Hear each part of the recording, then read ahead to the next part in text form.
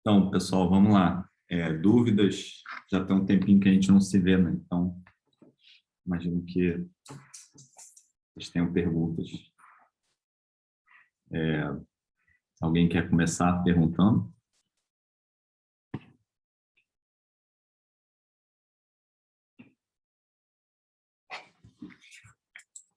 Então, a gente viu sobre partícula na caixa, né? Espalhamento, caixa finita. Depois a gente falou sobre tunelamento, ressonância. Estou lembrando aqui o que a gente viu. E aí, na aula passada, eu pedi para vocês assistirem uma aula do semestre passado sobre oscilador harmônico quântico, né? Eu sei que eu tinha dito que eu não ia fazer isso, mas quando eu fui preparar a aula, eu vi que ia ser exatamente a mesma coisa que eu falei, porque é basicamente uma derivação matemática, então eu não vi muito sentido em reproduzir ela num vídeo gravado, então mandei vocês fazerem. Então eu acho que talvez tenham dúvidas sobre isso, não sei se alguém quer perguntar. Ninguém tem dúvida? Na verdade, Thiago, assim, é uma coisa meio boba, mas eu não entendi muito bem qual foi a ideia do HTIL, o porquê a gente fez isso, sabe? Sei. Tá, então vamos lá. Obrigado pela pergunta. A ideia deixa eu lembrar aqui também, porque tem tempo que eu não olho. Então, a ideia, você entendeu que a hamiltoniana do oscilador harmônico é dessa forma aqui, né?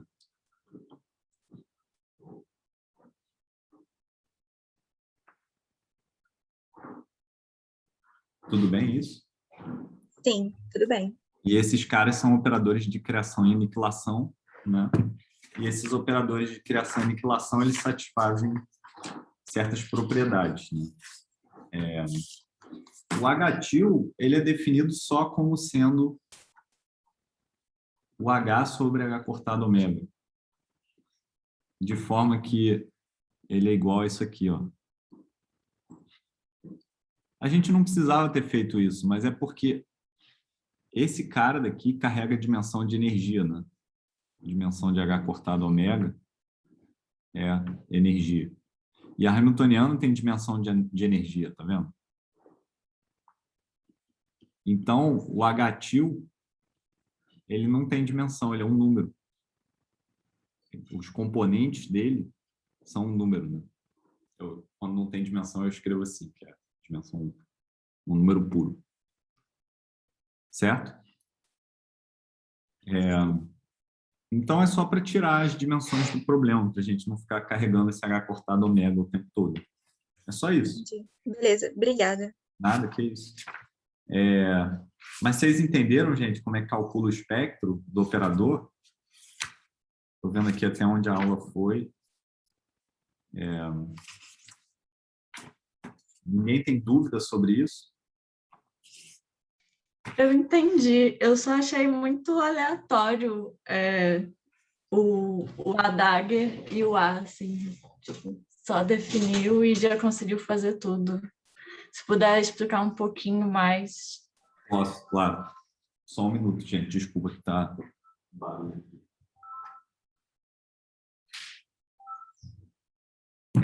Eu escuto muito esse comentário de que a definição de A e A Dagger são coisas meio aparentemente tiradas da cartola, né? É verdade. Então, bom, é um truque, né? Não tem muito como tornar esse truque confortável, a não ser você se acostumar a usar ele. Mas a ideia básica, né? A ideia é a seguinte: a gente sabe que o comutador entre posição e momento é dessa forma, né? IH cortado. Então, a ideia é introduzir esses operadores de aniquilação e criação. A igual a m ômega sobre 2H cortado raiz x mais i 1 sobre raiz de 2m H cortado ômega vezes P, né? E o A dagger é o transposto complexo conjugado disso. Bom, o transposto complexo conjugado de x é o próprio x. Isso aqui vira menos I 1 sobre 2m H cortado ômega P. Ok? A ideia, gente, é que quando eu calcular o comutador de A com A dagger, isso daqui vai ser a identidade. Certo? A gente fez essa conta, né, na aula. E isso daqui é consequência dessa relação de comutação aqui. Então, isso daqui é consequência disso. Certo? E aí, o lance é que se a gente começa, né, com a hamiltoniana, se eu falar que eu tenho uma certa energia, né,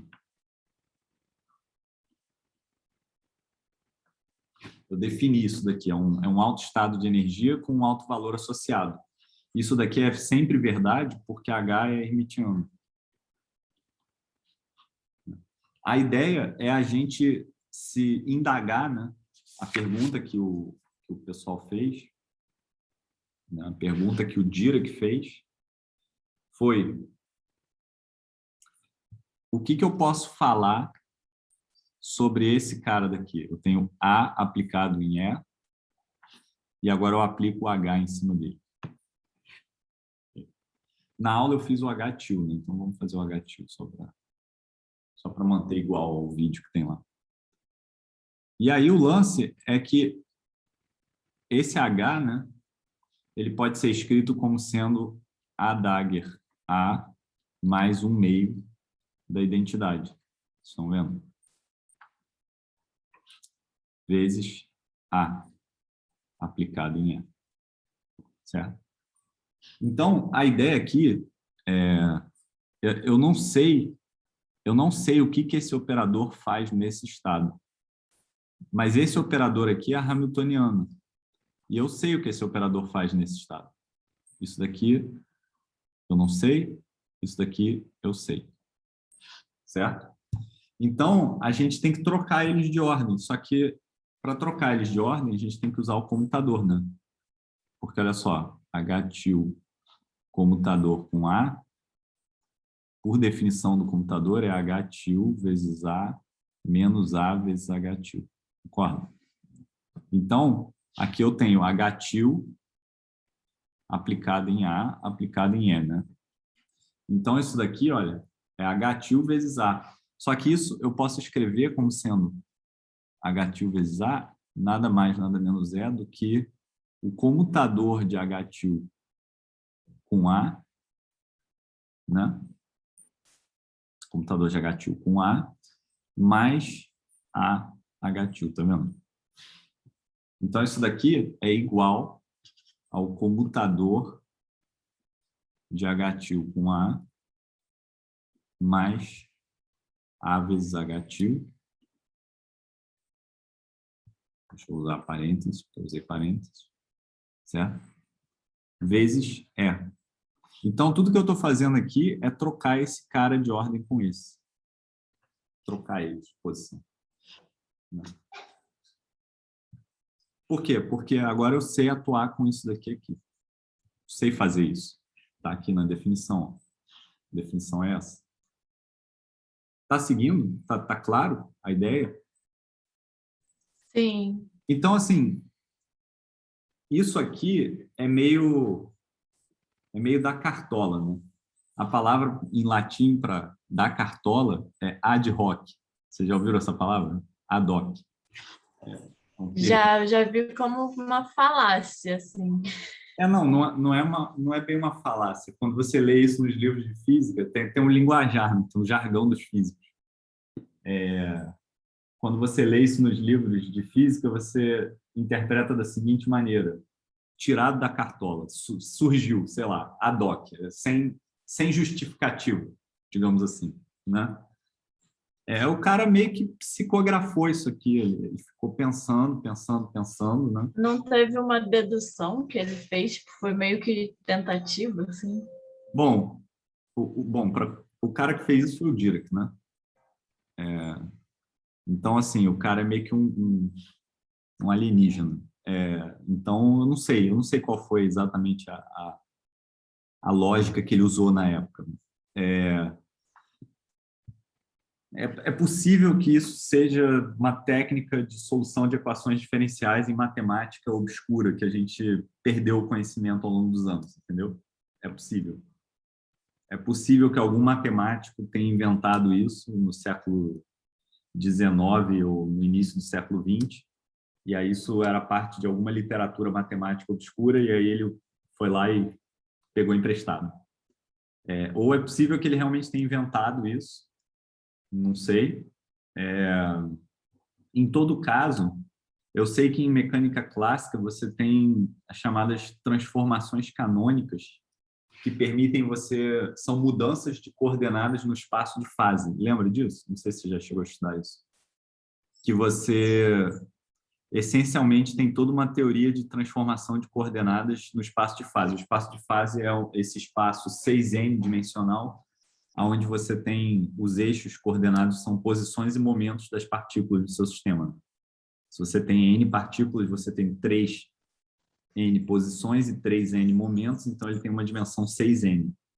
E aí você consegue transformar os sistemas, transformar a hamiltoniana do sistema, que diz essencialmente a energia, né? É uma função em mecânica clássica, né? A hamiltoniana do sistema é uma função de posição e do momento. E isso daqui, né? Se eu fizer... isso aqui é um pequeno comentário sobre mecânica clássica. Se eu fizer a hamiltoniana, que é uma função de Pace e Cage, ser igual a um E0, uma constante, é uma superfície de energia constante, né? Isso define uma certa superfície no espaço de fase. Tá? E essa superfície define, para um dado valor de energia, todas as trajetórias que o seu objeto pode ter no espaço de fase. Né? No espaço de fase, ela não pode cruzar. As trajetórias não podem cruzar. Você não pode ter isso aqui no espaço de fase. Ó. Você não pode ter uma coisa assim. Ela não pode se autocruzar. Assim. Alguém sabe me dizer por quê? Alguém quer arriscar um palpite? Por que não pode fazer isso? É por causa da evolução temporal, né? Senão fica dois caminhos. Isso.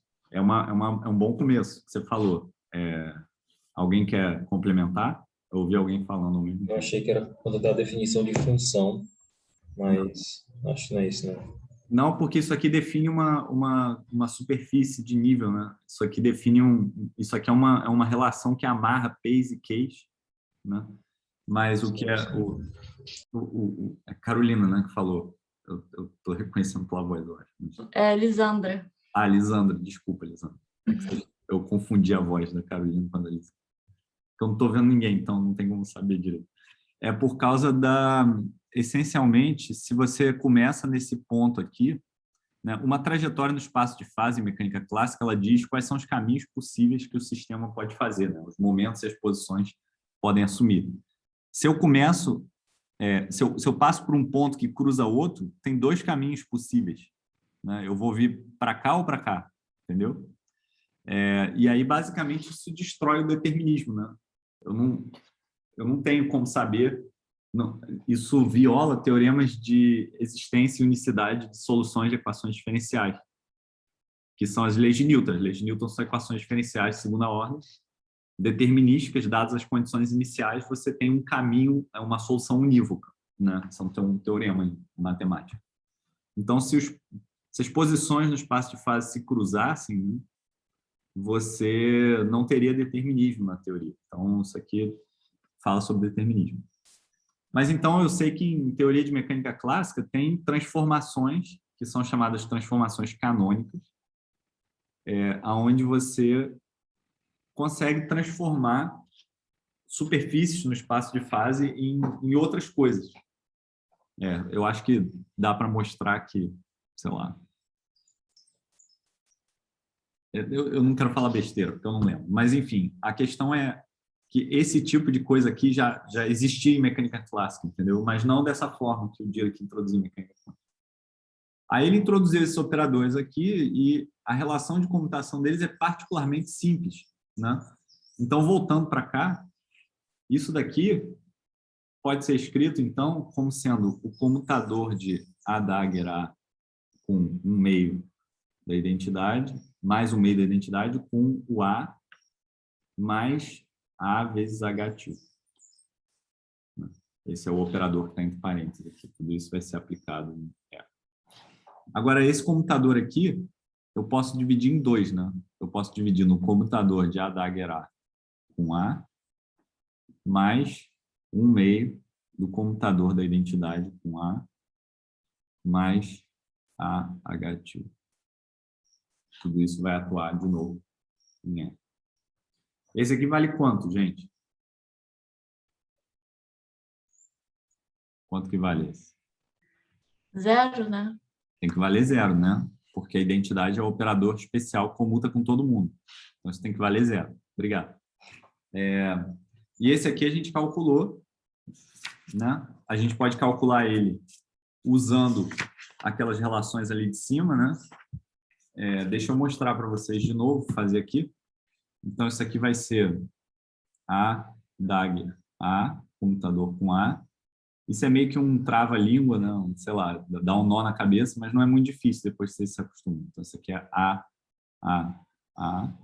menos A Dagger A. Okay? Esse é o comutador. Então, eu tenho que usar a minha relação de comutação. A relação de comutação entre A Dagger e A é a seguinte: A Dagger menos A Dagger A igual a identidade. Então, eu posso falar que A Dagger vezes A é igual a Dagger menos a identidade. Basta passar esse termo aqui para a direita e esse termo aqui subtraindo para a esquerda, eu chego nisso. Então, aqui a gente vai ter a Dagger menos a identidade, que multiplica A, menos a Dagger A. Isso daqui vai ser a Dagger A menos A Dagger A. E esse cara aqui cancela com isso. E aí fica igual a menos A. Então, eu posso escrever esse cara daqui. Vamos botar uma estrela aqui.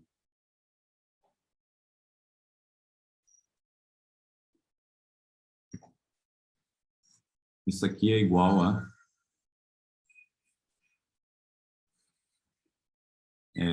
menos A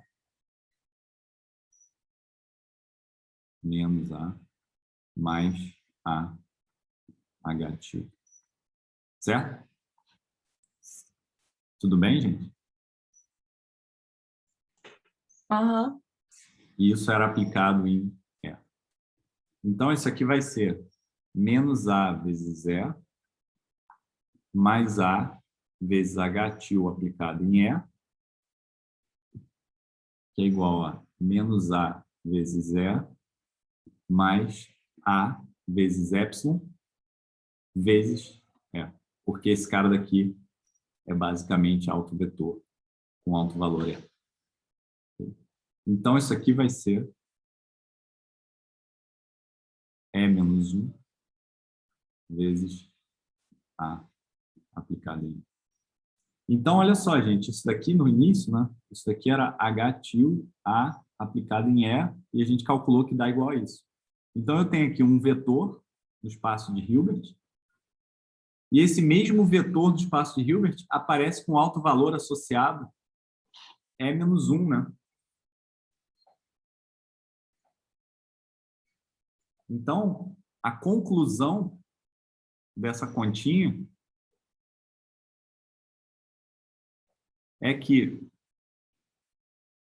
A aplicado em E é proporcional a E menos 1. Essa é a conclusão. A gente consegue baixar um ponto de energia né, a gente consegue um vetor que é proporcional ao autovetor com energia E-1, certo? Aplicando esse operador de aniquilação. Por isso que ele é chamado operador de aniquilação, porque ele tira a energia do sistema. Tira um ponto de energia do sistema. Tá? Tá claro isso, gente? A mesma conta, essencialmente o mesmo tipo de conta, né, mostra que a Dagger aplicada em E é proporcional a E+1.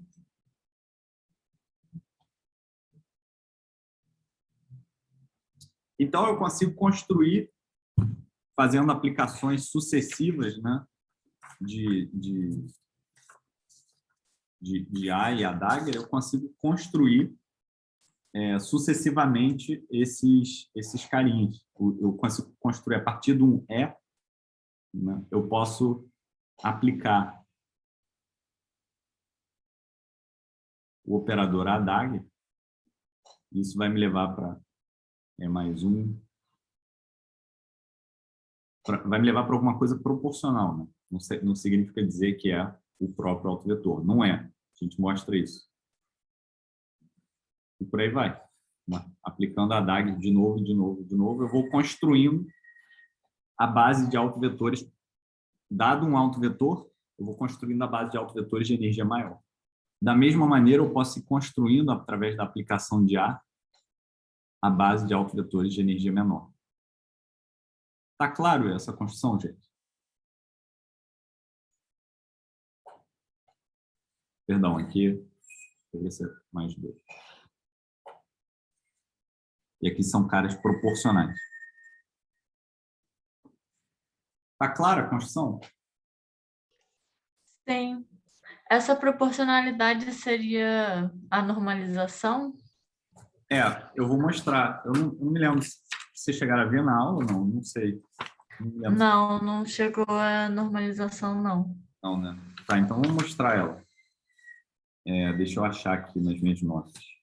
Em algum lugar eu tenho isso.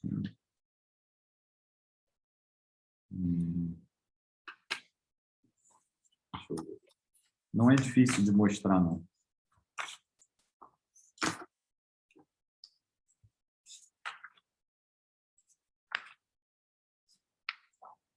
Espera aí. Não, pronto, aqui eu mostro.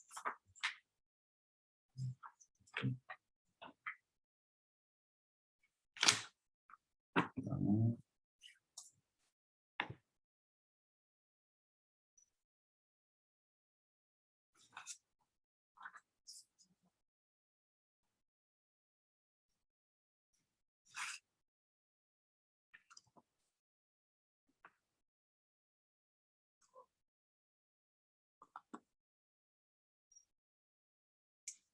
claro, claro.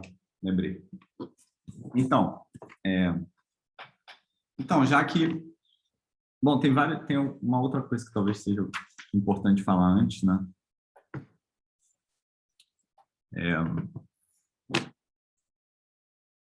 Uma coisa que é importante falar é o seguinte. Isso a gente chegou a mencionar na aula. Algumas observações antes de mostrar a normalização, ou antes de mostrar como é que o operador de criação e aniquilação atuam sobre altos estados de energia. Então, algumas observações. Gente, por favor, me interrompam, tá? Isso aqui não é nada trivial, então, se vocês tiverem dúvida, podem me interromper a hora que vocês quiserem. Então, a primeira observação é que a hamiltoniana ela pode ser escrita como P2 sobre 2M mais M ômega 2 sobre 2 vezes x ao quadrado. Certo?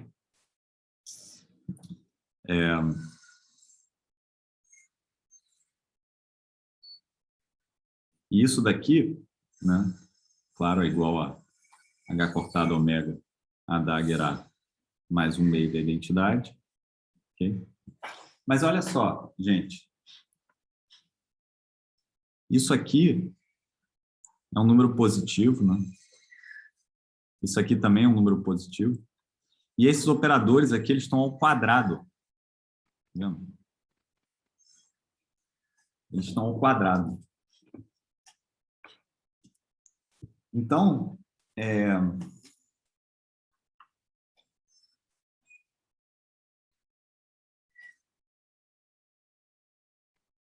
esse cara daqui, deixa eu ver como é que eu quero explicar isso da forma mais clara. Esses caras, eles têm que ter autovalores positivos, né? P ao quadrado e x ao quadrado. Porque eles são operadores hermitianos ao quadrado. Tá certo? Então, isso daqui tem que ter autovalores positivos.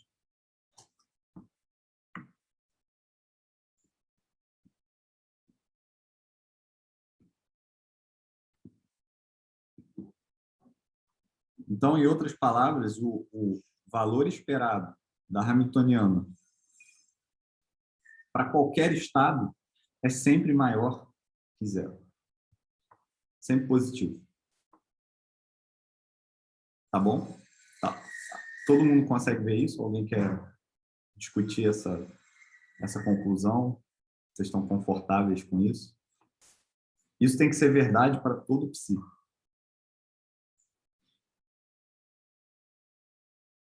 Tá bom? Tudo bem, gente?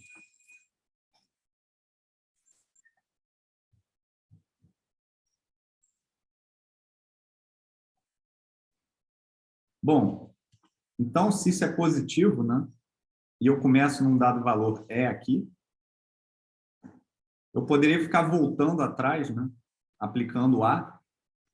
Em algum momento, esse cara ia se tornar negativo. Né? Então, para algum K, então, para algum K, a gente teria que A elevado a K aplicado a E seria proporcional a E menos K, né? É isso que a gente acabou de ver. Onde E menos K seria menor que zero. E isso viola essa condição aqui. Violando a condição 2 estrelas acima. Conseguem ver isso? Então, a conclusão disso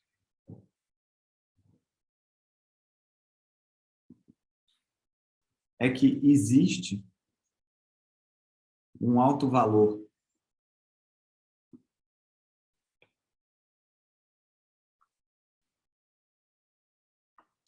epsilon, um alto vetor, não é alto valor, é um alto vetor epsilon zero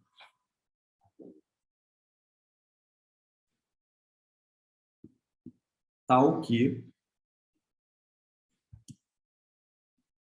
A aplicado em epsilon zero é o ket nulo, é igual a zero. Por quê? Porque isso significa dizer que eu poderia tentar abaixar, né, abaixar a energia do sistema aplicando várias vezes esse operador. Em algum momento, eu vou chegar no ket nulo, que não é nada.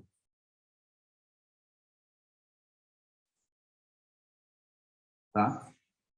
Tá claro isso, gente? Eu tentei explicar isso na aula, eu acho, mas isso tem que estar muito claro para vocês. Ficou mais claro agora para mim. Ah, que bom, que bom. Porque se não existisse esse cara, eu poderia aplicar de novo A e fazer com que o alto valor dele fosse negativo.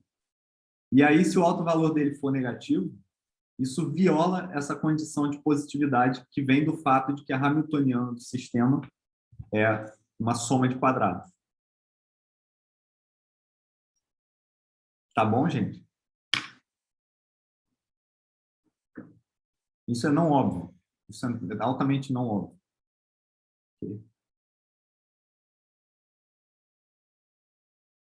E aí não é difícil de mostrar, né?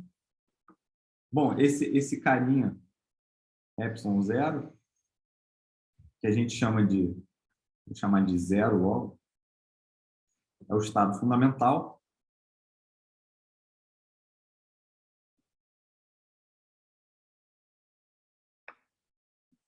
ele é o estado de menor energia do oscilador harmônico. Estado de menor energia do oscilador harmônico. Ok? Então, olha só, repara que agora, se eu pegar a Dagger e aplicar ele nesse estado zero, isso aqui é o ket nulo, porque isso daqui é igual a aplicar o A sobre esse cara e depois aplicar o A Dagger. Só que isso aqui é igual a zero. Tá certo? Então, isso significa dizer, né, que o nosso H-til aplicado em zero, ou melhor, vamos direto para o H agora. O H aplicado em zero vai ser A Dagger A mais 1/2 da identidade aplicado no ket zero. Isso daqui é igual a H cortado ômega sobre 2 vezes zero. Então, o alto valor dele é H cortado ômega sobre 2. Então, a energia do menor estado, que é a energia do estado fundamental, né, vale H cortado ômega sobre 2. É a menor energia que uma partícula sujeita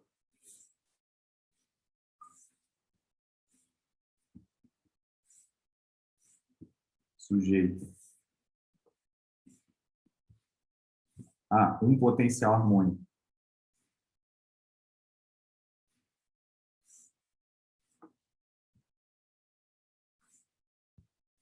pode ter. Essa é a menor energia. Tá bom? É a energia do estado fundamental. Tá claro, gente, essa parte? Aí agora a gente pode voltar, né, e ir vendo as energias né, já que a gente sabe agora que tem que existir um estado fundamental, a gente tem que voltar atrás e ir construindo as energias, concretamente, né, em termos de H cortado ômega, a gente pode ir construindo as energias dos autoestados. Okay?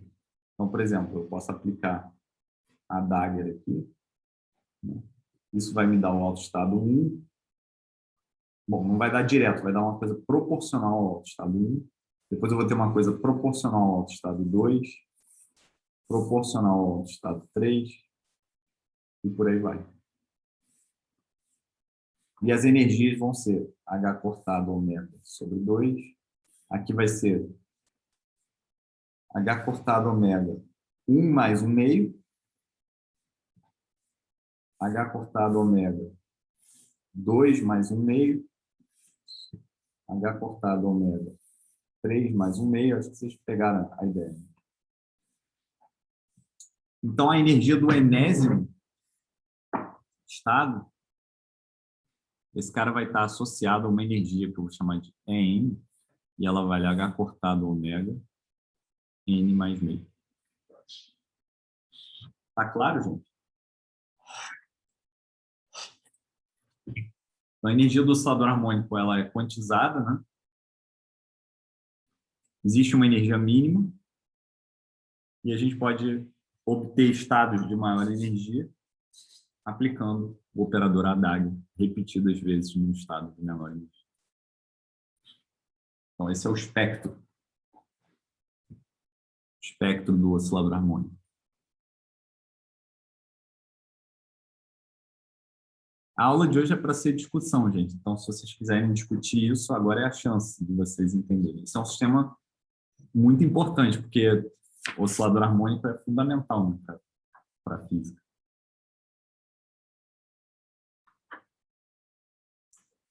Deixa eu fazer uma outra observação. Tem um teorema. Você pode falar assim, será que eu peguei o espectro? Será que o estado fundamental é único? Será que não existe um outro, né, hipótese? A hipótese.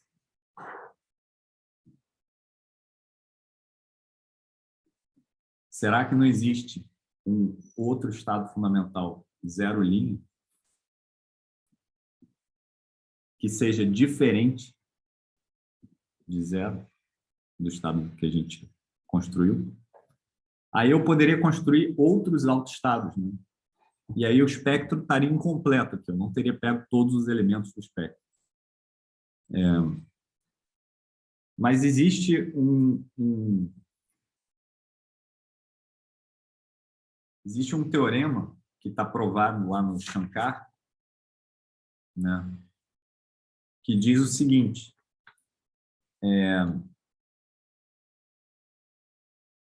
que toda vez que você tem um sistema unidimensional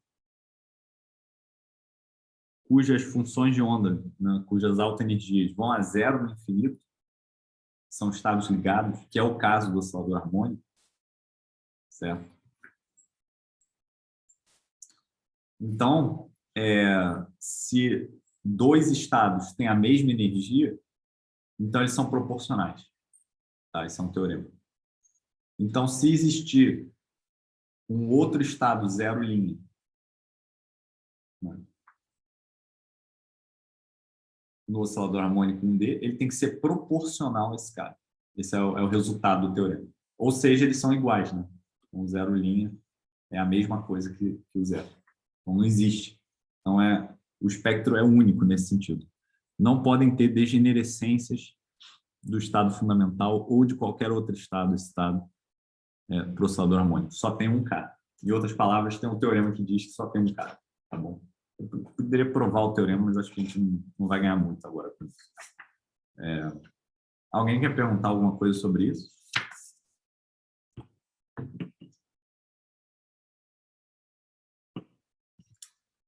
Não? Bom, então vamos para a normalização, que a Lisandra tinha perguntado mais cedo. Então vamos falar assim, vamos falar que A aplicado em N vai ser igual a Cn vezes N menos 1. Então isso daqui é a mesma coisa que escrever o Bra associado a N, eu posso atuar com A DAG pela direita, isso vai ser igual a N menos 1, Cn estrela. E agora eu posso tomar o produto interno entre esses dois caras. Vou fazer N, A dagger, A, N. Isso aqui vai ser igual a módulo de Cn ao quadrado vezes N menos 1, N menos 1. Certo? Mas isso aqui vai ser igual a N 1 sobre H cortado ômega vezes H menos o meio da identidade. Certo?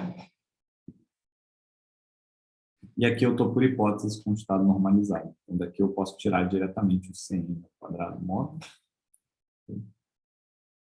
Então, isso aqui vai ser N H N sobre H cortado ômega menos perdão, aqui vamos fazer com calma aqui. H vai ser H cortado ômega A dagger A menos 1 meio. Então, esse carinha aqui, ele não está aqui fora, ele está aqui dentro. H cortado ômega. E aqui não tem, né? Então, a gente vai ter menos 1 meio.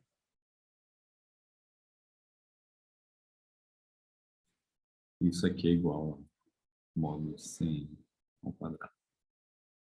Tá bom, gente? Tá seguindo?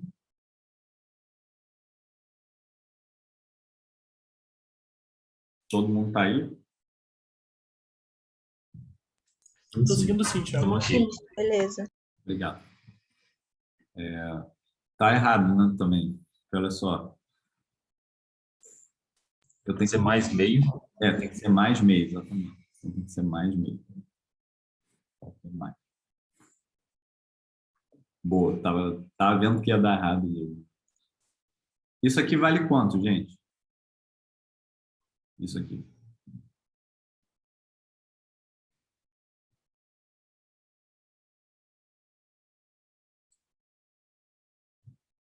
Quanto que vale?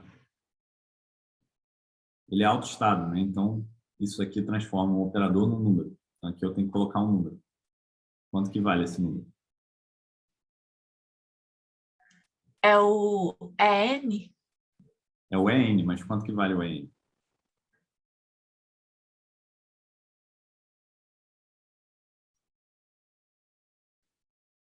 Vale H cortado ômega, N mais meio. Né? Não é isso que a gente tinha escrito aqui em cima? Aqui, ó.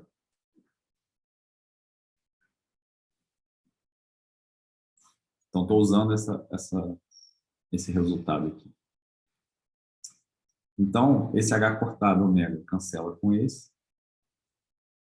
Isso aqui é um número, então esse número comuta com cat. Né? Então, eu vou ter essa parte aqui, é isso aqui. Então, eu vou ter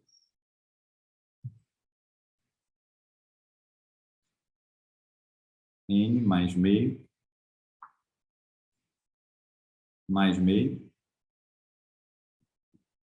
que é igual a N mais 1. Isso daqui é igual ao módulo de CN ao quadrado. Então, o módulo de CN é igual a raiz de N mais 1. Então, só para resumir, o A aplicado, né? Isso aqui é essa relação aqui que a gente está estudando. Então, o A aplicado em N vai ser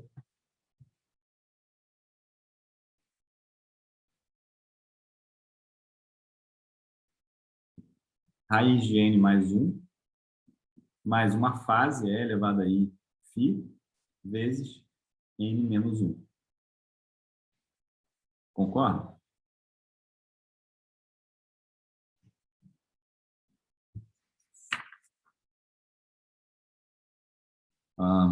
Não, calma. Tem alguma coisa errada, gente.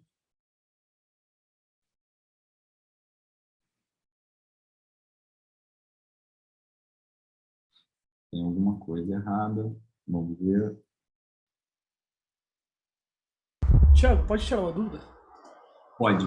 Na linha onde está seu mouse agora, por que a gente colocou mais 1 sobre 2 identidade em vez de menos 1 sobre 2?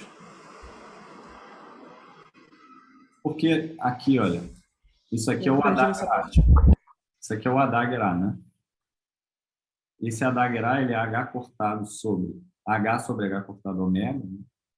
Vai ser igual a Adagra A menos, é mais um meio, né, gente? Aqui é mais. Seria mais, né? Isso.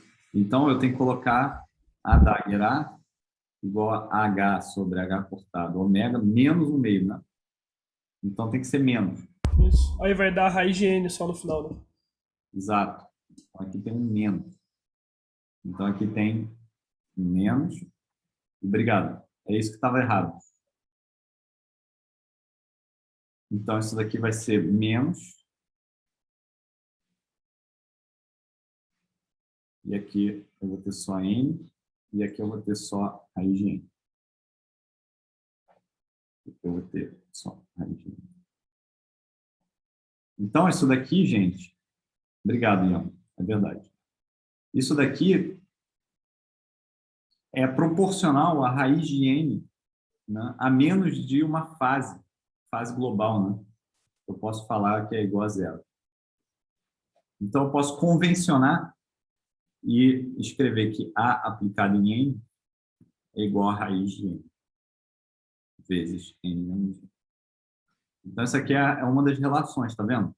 Ele não dá para a gente diretamente o estado N-1, ele dá para a gente uma coisa proporcional ao estado N-1, onde a constante de proporcionalidade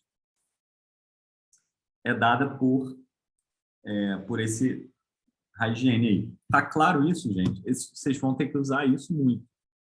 Isso vai cair em todas as questões que vocês fizerem de oscilador harmônico. vai ser uma coisa fundamentalmente importante. Então, tem que estar bem claro.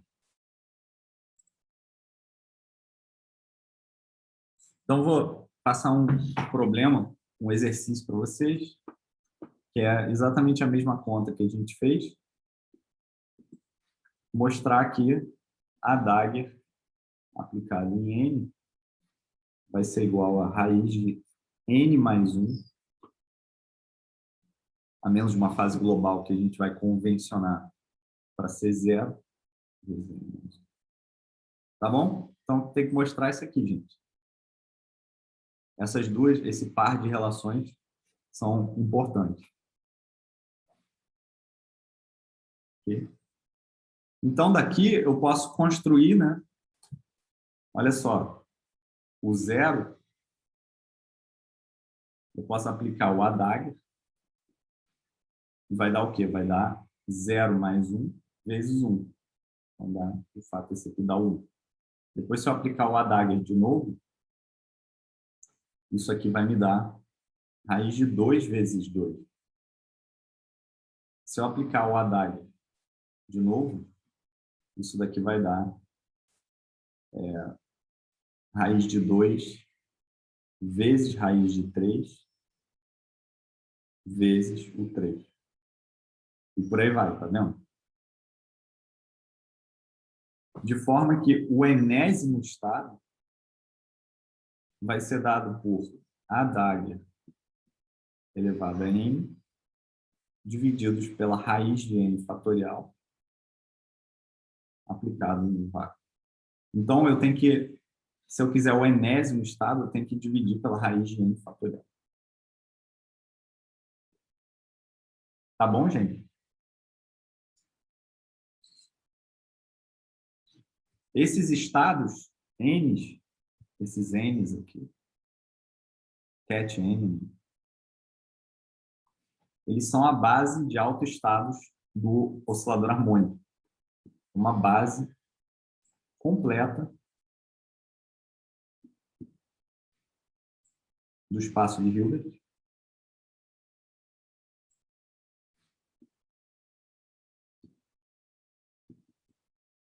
Pelo teorema espectral, é uma base ortonormal completa. Eles são ortogonais. São distinguíveis.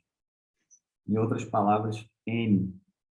M vai ser igual a delta de Kronecker, delta M. Tá bom? E, às vezes, ela é chamada base de Fock. O nome do cara que propôs. Não sei exatamente se ele deu o nome, ou se alguém deu o nome para ele. Deu o nome em homenagem a ele. É isso mesmo. FOCK. Oi? Você escreveu certo. Não entendi. É porque tu falou que não sabia se era esse o nome, mas tá certo, é isso mesmo. Não. Eu sei que o nome é base de Fock, mas eu não sei se foi ele que deu o nome ou se foi alguém que deu o nome em homenagem a ele. Ah, sim, eu também não sei. Não, mas eu sei que é base de Fock. Isso é muito usado, especialmente em ótica quântica, porque, como vários de vocês já devem saber, o campo eletromagnético ele é uma coleção de infinitos osciladores harmônicos. Em grande parte, isso é uma razão pela qual o oscilador harmônico quântico é um sistema de interesse fundamental para qualquer coisa em física. E, Thiago, Oi. o espaço de Fock ele seria meio que um subespaço dentro do espaço de Hilbert, não é isso? Ele é uma base, né? Não é um espaço... É que você está falando de espaço de Fock, de teoria de campo, né? Não, na verdade, em segunda quantização a gente vê também isso. Segunda quantização é teoria de campo. Tá. Esquece um pouco isso por enquanto. Certo. Os estados de Fock formam uma base ortonormal completa do espaço de Hilbert de funções quadrado integráveis em uma dimensão. Essa é a afirmação correta. Certo. Pescou o que eu falei? Não. Foi muita coisa. A base de Fock, que é esse cara daqui, o conjunto de todos esses estados de Fock, eles formam uma base ortonormal completa do espaço de Hilbert. Sim. Só que qual o espaço de Hilbert? Vocês têm que se acostumar a pensar no espaço, porque não é só uma comodidade matemática. quando você define o espaço que você está trabalhando, você define as ferramentas sobre as quais você vai fazer a sua descrição física do sistema que você quer descrever ou quer estudar, ou a sua teoria física, né? Então, a gente fala assim, espaço de Hilbert, mas tem vários espaços de Hilbert, né? Esse espaço de Hilbert que a gente está considerando é o espaço de Hilbert de funções quadrada integráveis, no sentido de que se eu tiver uma função f e multiplicar por uma função g, f estrela vezes g, em uma dimensão, né? F captura um número real e me dá um número complexo, certo? F e G, né, funções que são aplicações de números reais em números complexos. Essa integral aqui, ela tem que ser bem definida, né? Ela converge. Ela existe, tá? Então, o espaço de Hilbert que a gente vem considerando é o espaço de todas as funções que Obedecem a isso. que obedecem essa regra, em particular, que o módulo de f ao quadrado, a integral em toda a linha, né, toda a reta, é um número finito. É finito. Certo? Tudo bem. Esse é o espaço que a gente... Às vezes isso é chamado de L2, espaço L2, sei lá. Os matemáticos dão um nome, mas não importa o nome, importa a gente saber o que a gente está tratando. Na prova, eu perguntei qual é o espaço de Hilbert de um sistema de 2 níveis, né? E quase ninguém acertou. Era só vocês terem escrito que era o C2, o conjunto de 2 números complexos, porque eu tenho alfa vezes um estado mais beta vezes o outro, né? Isso daqui são 2 números complexos, alfa e beta, e com esses 2 números complexos eu formo um estado arbitrário. Então, a coleção de todos os estados arbitrários pode ser parametrizada pela coleção de 2 números complexos, que é o C2. Tá vendo? Isso aqui é um outro espaço de Hilbert. Esse espaço de Hilbert aqui, ele é um espaço de Hilbert diferente desse espaço de Hilbert de funções cujo quadrado, norma ao quadrado delas é integrado, né? Esse espaço de Hilbert aqui de funções a gente usa para descrever, por exemplo, a posição, o momento das partículas. Esse espaço de Hilbert C2 a gente usa para descrever sistemas de 2 níveis, por exemplo, um átomo de 2 níveis, ou um qubit, ou um spin, que a gente vai ver em quântica 2 depois, com calma, entendeu? Então, só para ter uma imagem geral assim, da coisa. São coisas diferentes, tá?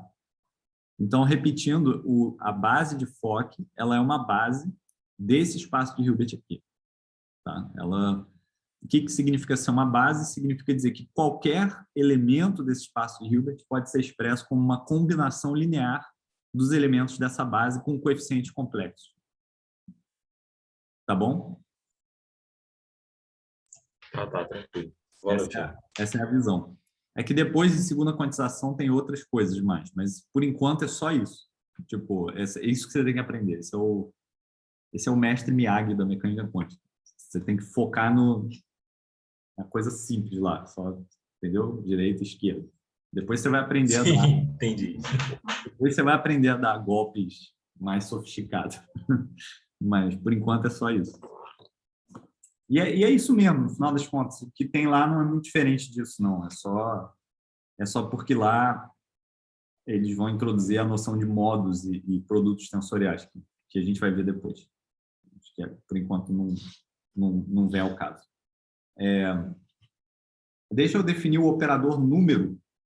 Estou fazendo vários comentários aqui que eu já devo ter feito na aula, mas eu acho que vale a pena passar por eles de novo.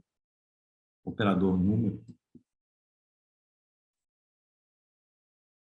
O operador número é esse bicho aqui. Ele é a DAG. Tá?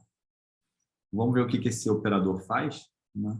Se eu aplicar com esse operador número sobre um estado N, isso é igual a dagger A aplicado a N, que é igual a dagger vezes raiz de N vezes N, né? Estou usando essa relação aqui de cima, essas relações aqui que a gente acabou de mostrar. Perdão, vezes N menos 1, né?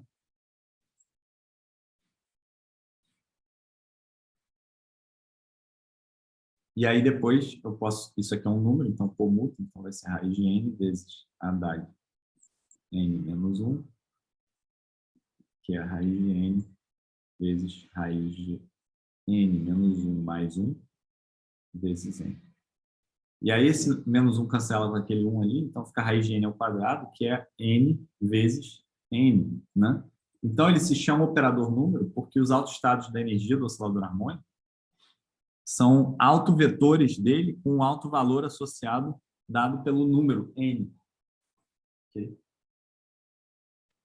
Então esse operador n, né, ele é um operador hermitiano, ele é igual a n DAG, porque a DAG era DAG é igual a DAG, DAG, certo? Que é igual a DAG era, certo? Então, esse cara daqui é um operador hermitiano e ele mede, né, ele caracteriza o número de excitações que o oscilador harmônico tem. Certo? Então, esse é o número de quanta de energia, número de quanta ou excitações de energia do oscilador harmônico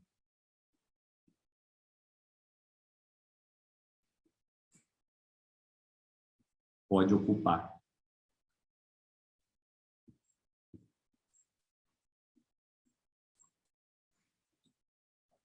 Então, qual que é a ideia aqui? Tá? Só para a gente se situar na ideia. Qual que é a ideia?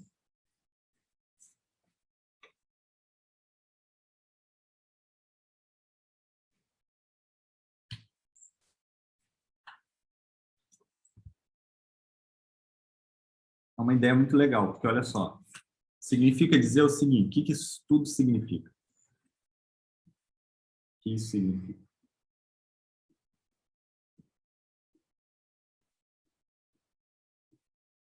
Fisicamente.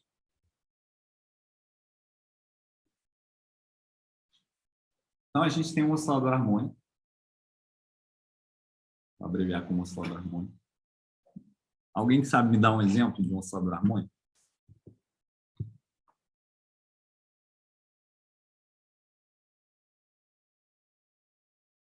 Vamos lá, gente. Exemplo físico. Eu sei que vocês sabem. Pode ser o clássico ou tem que ser quântico, de exemplo? Pode ser o oscilador harmônico que você conhecer. Ah, então tem o sistema massa-mola. Boa, sistema massa-mola. Se a mola não for espremida ou comprimida ou puxada demais, né? O sistema massa-mola, ele tem uma massa M e uma mola ômega, né? Isso daqui é uma partícula sujeita a um potencial harmônico. Excelente.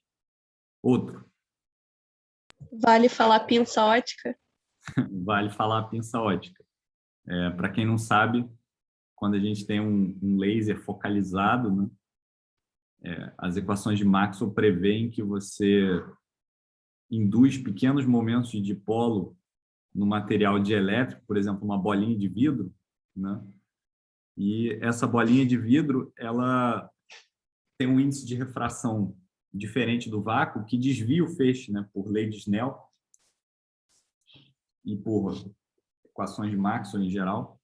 E aí, quando o feixe desvia, ele muda de momento, né? O fóton carrega momento, então ele muda de momento, então isso exerce uma força sobre a bolinha, e aí essa força ela pode aprisionar a bolinha num potencial harmônico. Então, uma pinça ótica. Boa. Então, optical tweezer, né? O que mais, gente? Mais osciladores harmônicos. Fônons e elétrons numa rede podem isso ser é vistos legal. como oscilador? Boa, pode. Uns fônons e elétrons numa rede. Então, tem uma rede cristalina aqui, né? Vou desenhar uma rede quadrada, porque é mais simples. E esses átomos aqui, eles estão presos, né, tipo num cristal, né? Eles têm forças que mantêm eles paradinhos lá. Então, se eu pegar qualquer um desses caras aqui, por exemplo, esse aqui, né, ele pode oscilar em torno de uma posição de equilíbrio, né? Essa força que é causada nele pelos átomos vizinhos, né, em várias situações de interesse físico, é um potencial da forma m ômega 2 sobre 2x ao quadrado, que é um potencial harmônico. E essa frequência ômega aqui depende, né, das características do material. Por exemplo, a distância de separação, que por sua vez depende das características atômicas da espécie que faz o material. Boa, bom exemplo. O que mais, gente? Vamos lá. Um pêndulo? Boa. Estava esperando alguém falar o pêndulo. Legal.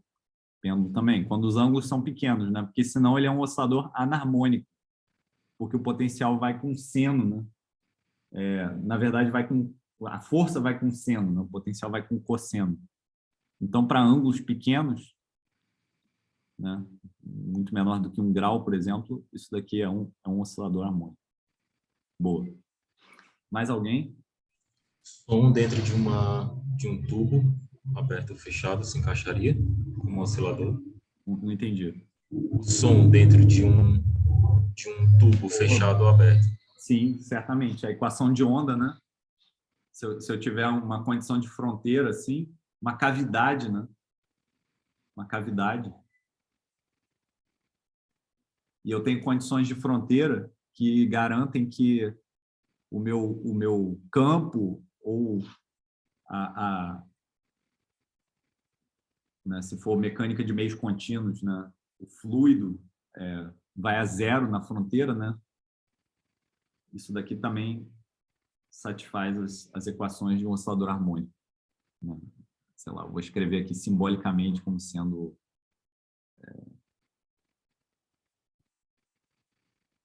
assim, ó, equação de onda. Dentro da equação de onda, a gente também pode surgir a dinâmica de um oscilador harmônico, né? Se a gente se restringir a ondas estacionárias, né? A gente pode falar que esse ρ aqui, ele é basicamente uma função que varia com a dimensão z vezes uma função que varia com o tempo, né? E aí a gente usa esse ansatz aqui para inserir isso dentro da equação de onda, né? E aí a gente vai ver que B satisfaz uma equação dessa forma, né?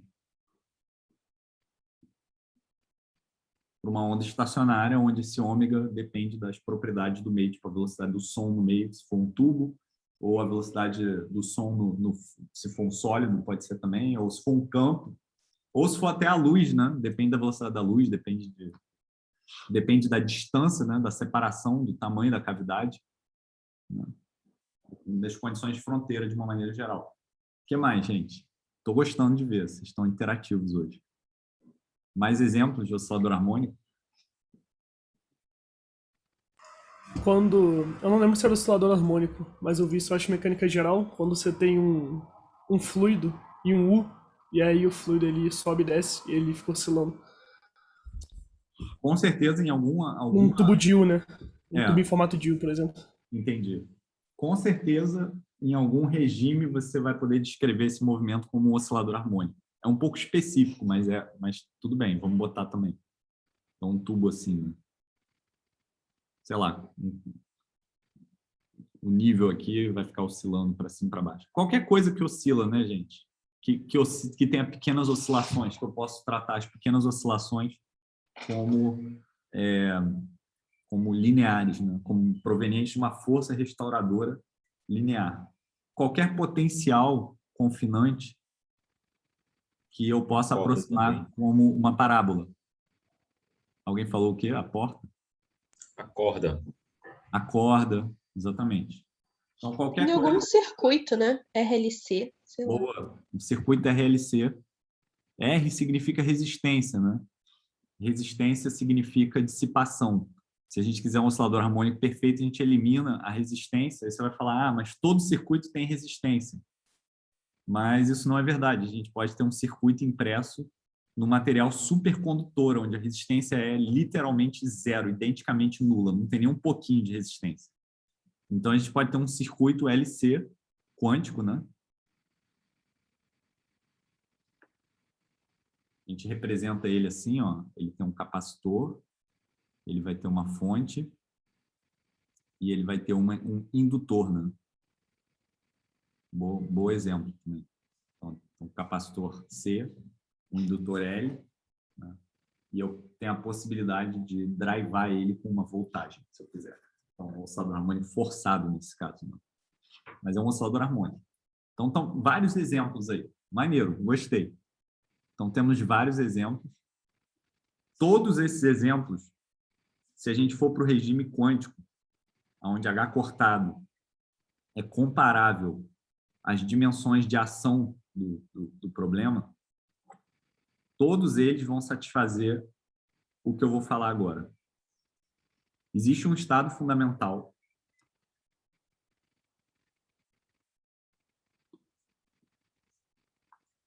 para todos eles, que é o estado zero. E a energia do estado fundamental, o valor esperado da Hamiltoniana, é igual a H cortado ômega sobre 2.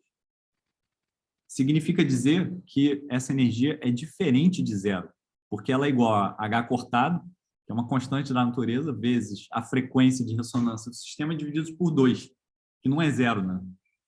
Se tiver frequência de ressonância zero, não é mais um oscilador harmônico. Então, todo oscilador harmônico quântico, todos esses sistemas aqui, né? A bolinha com o pêndulo, com a mola, a pinça ótica, as vibrações de fônons na rede, esse pêndulo aqui, uma cavidade, seja ela ótica, acústica, ou o que quer que seja, né? Um circuito LC, RLC estritamente falando, mas se for supercondutor, um circuito LC quântico, né? Até esse sistema aqui que o Ian propôs de mecânica geral de fluidos, todos eles vão ser tais que existe um nível de energia mínimo e essa energia mínima não é nula, tá bom? Isso daqui é uma consequência do princípio de incerteza de Heisenberg. Por quê? Porque o princípio de incerteza de Heisenberg, ele diz que ΔX vezes ΔP tem que ser maior ou igual que H cortado sobre 2. A gente passou um tempão discutindo isso.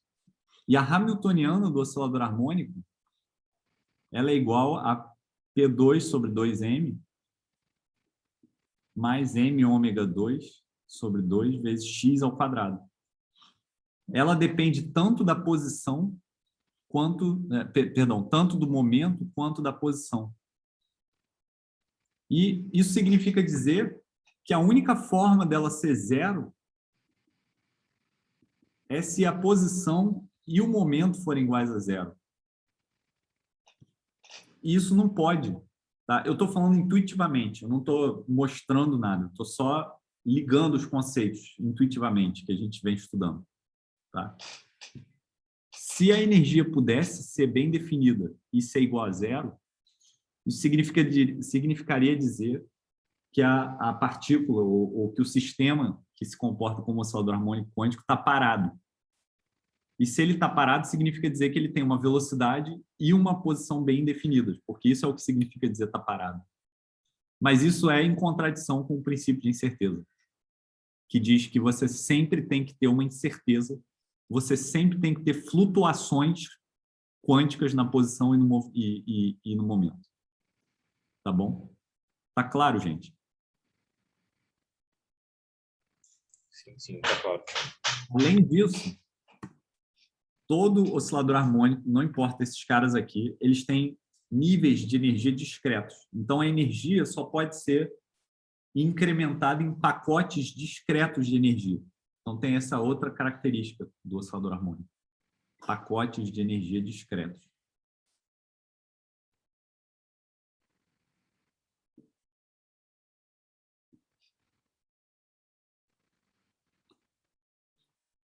Quantizada, né? Energia quantizada. É isso que significa ser quântico. Energia quantizada, basicamente. Então, significa que eu tenho excitações, né? Eu tenho o zero, que é zero excitações, mas não significa dizer que a energia é zero. Depois eu tenho o nível 1, que é uma excitação, então eu posso dar energia para o meu oscilador harmônico. H cortado ômega. Né? Eu, pimba, dei H cortado ômega, o negócio dá um... É como se ele desse um trimelique, mas a gente vai ver que não é um trimelique, não é que ele está oscilando, entendeu? Não é isso.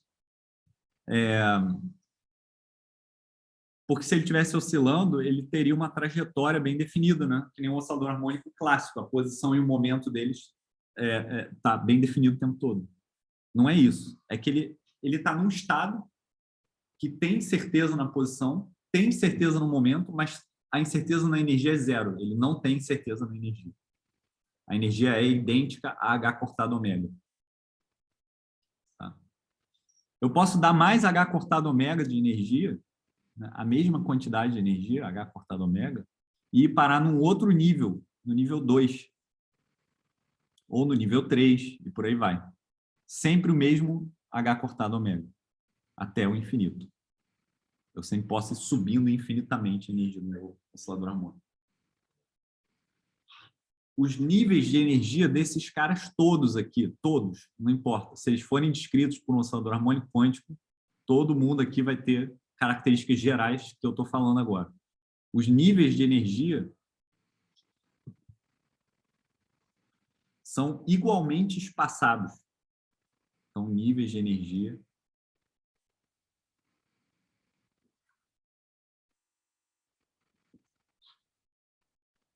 igualmente espaçados. A energia que eu preciso para sair do zero e ir para o 1, ou depois para ir para o 1 para o 2, ou para o 2 para o 3, é sempre a mesma. Tá bom? Isso é algo característico do oscilador harmônico. Tá? O átomo de hidrogênio, por exemplo, vamos ver primeiro uma coisa que a gente já viu, né? A partícula na caixa, lembra? Está até aqui, deixa eu pegar as equações aqui. A partícula na caixa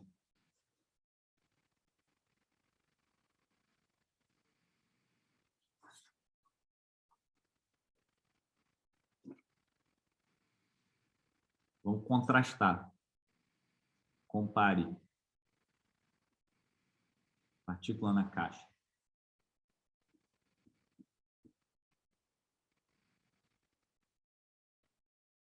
Quais eram os níveis de energia da partícula na caixa? Eles também eram quantizados, também era consequência do princípio de incerteza, lembra? Quanto que valia, gente?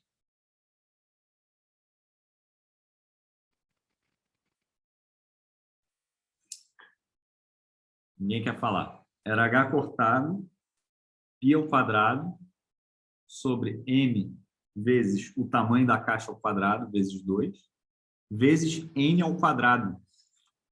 Lembra? Que a gente derivou isso algumas aulas atrás.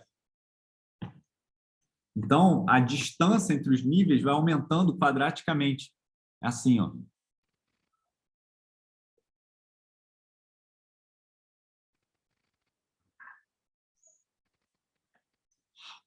Então, a distância entre esse cara e esse cara é diferente da distância energeticamente falando. Né? Desse para esse, que é diferente desse para esse, que é diferente desse para esse, desse para esse. Ela aumenta linearmente, né? A diferença de energia. O delta é N, que é igual a EN mais 1 menos EN, vai ser proporcional a N mais 1 ao quadrado menos N ao quadrado, que é igual a tipo N ao quadrado mais 2N mais 1 menos N ao quadrado, que é igual a 2N mais 1. Então, aumenta linearmente. Tá bom? O átomo de hidrogênio, como a gente vai ver, né? No final do semestre, daqui a umas 3 semanas, a energia vai ser menos Rydberg, que é uma constante, divididos por n ao quadrado. Certo? Então, ela diminui, né? Vai ficando mais próximo. É o inverso da caixa. Então, para um átomo de hidrogênio, você começa assim, ó, e os níveis de energia vão ficando cada vez mais próximos. Aqui você tem um contínuo. Praticamente, né? Praticamente contínuo.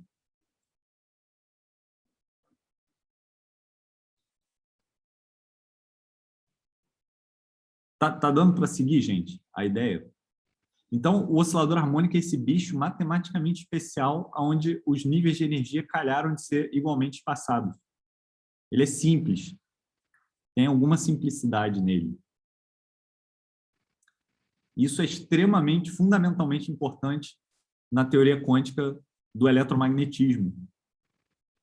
Porque a energia que você tem que gastar para criar um fóton, depois criar outro fóton, depois criar outro fóton, é sempre a mesma. Mas a energia que você tem que fazer para expulsar um átomo, né, para fazer um elétron sair de um nível do átomo de hidrogênio e ir para o outro, fica cada vez menor conforme o nível de energia que o átomo está. Fica cada vez mais barato você ionizar o átomo. E isso tem consequências físicas muito importantes para o átomo e para o universo como um todo. Tá? Então, a gente começa a ver aí algumas características especiais, né, do átomo de hidrogênio. Do oscilador harmônico. Alguém quer perguntar, gente, alguma coisa?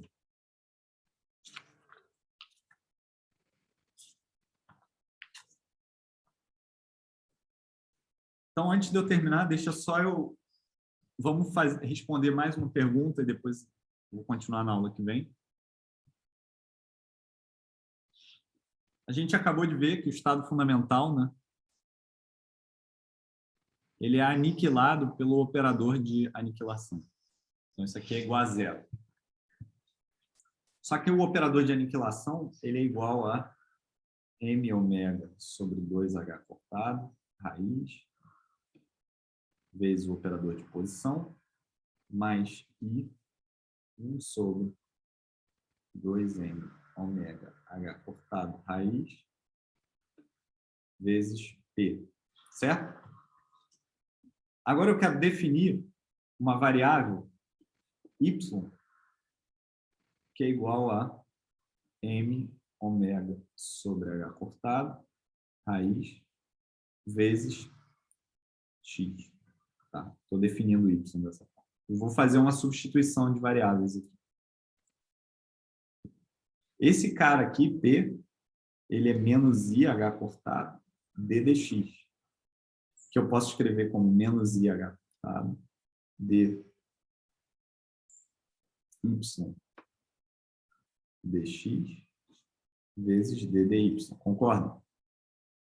E isso daqui eu posso obter forma desse dy dx desse carinha aqui. Tá bom, gente? Então, fazendo isso, esse A ele fica da seguinte forma. Ele é 1 sobre raiz de 2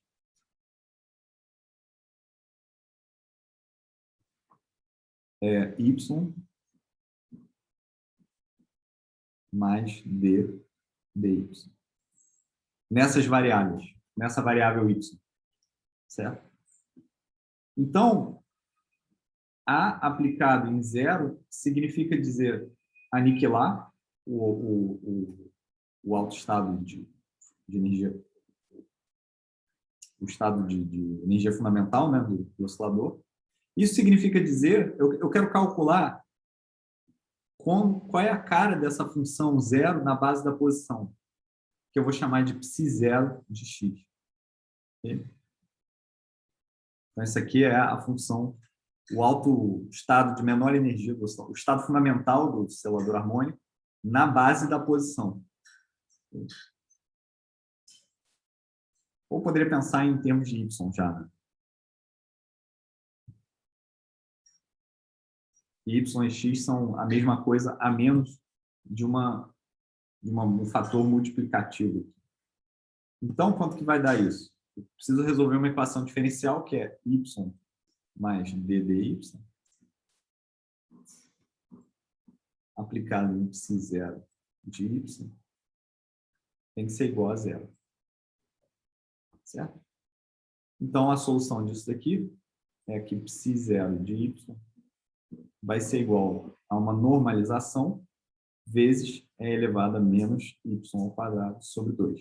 Tá? Essa é a solução dessa equação. Basta substituir aqui dentro que vocês vão ver a solução aparecendo. Então, a gente pode escrever a normalização, né? Basta integrar essa função de onda ao quadrado. E aí, substituindo de volta em termos da variável x, isso significa que o produto interno da base da posição pelo estado fundamental do oscilador harmônico vai ser igual a m⍵ sobre πh cortado elevado a 1/4 vezes a exponencial de menos m⍵ sobre 2h cortado x ao quadrado. Vou tirar isso. Então, olha só, gente. O estado fundamental do oscilador harmônico é uma gaussiana. Que nem eu falei na prova, lembra? Então, estou mostrando que o estado fundamental de energia, a distribuição de posições do nosso oscilador harmônico. Então, se a gente pegar o exemplo da Lisandra de uma massa mola, né? A distribuição de posições é dada por uma função gaussiana. Assim. Então, eu tenho uma incerteza associada a isso. Tem um ΔX aqui. E tem um ΔP também, porque a transformada de Fourier da gaussiana também é uma gaussiana recíproca. Né? Então, mesmo que o oscilador harmônico quântico esteja paradinho lá, né? Onde paradinho, no sentido de mecânica quântica, é ter a menor energia possível, ele não pode estar parado por causa do princípio de incerteza, a gente já discutiu isso. Ele vai ser como se ele tivesse uma distribuição de posições e vai ter uma incerteza, uma largura associada a essa distribuição de posições. Tá claro isso, gente? Então, mesmo que você esteja com o seu oscilador harmônico na menor energia possível que ele pode ter, você estritamente não pode saber onde a massa está, por causa do princípio da incerteza. E você também não pode saber para onde ela está indo, se ela está se movimentando para a direita ou para a esquerda, porque eu posso fazer a transformada de Fourier desse cara e obter a função de onda na base do momento. Né? Vocês podem fazer um exercício. Tá bom? Então, como exercício, tentem calcular a incerteza na posição e no momento associados ao estado fundamental do oscilador harmônico. Tá? Tá claro, gente? Alguém quer perguntar alguma coisa sobre isso? Eu parei por aqui. Era o que eu queria falar sobre a aula de hoje.